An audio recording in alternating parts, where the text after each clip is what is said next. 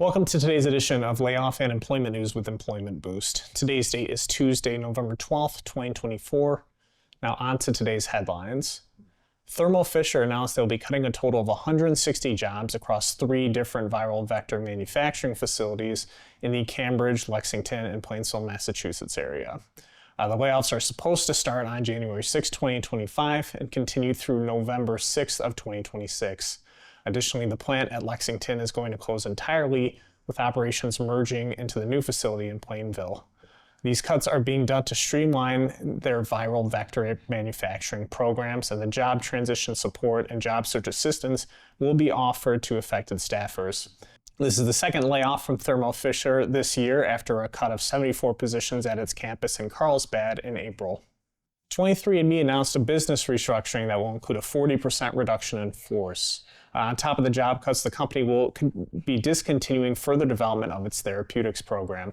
More than 200 employees are going to be let go, which will result in annual cost savings of over $35 million for the company, which is the primary reason for the cuts.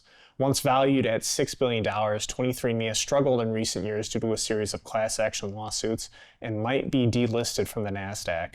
There's no reporting yet on whether the company will support the impacted staff members.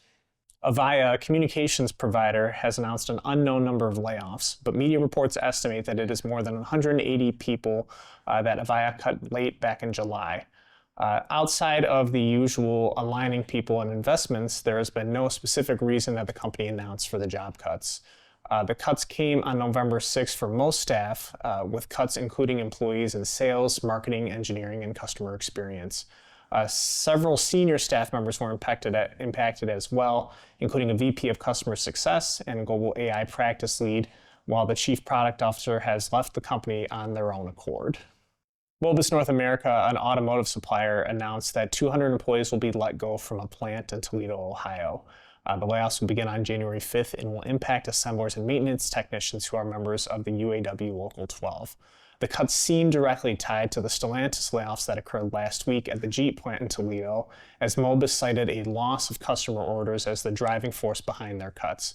Fewer Jeeps will be made, thus there will be less demand for Mobis.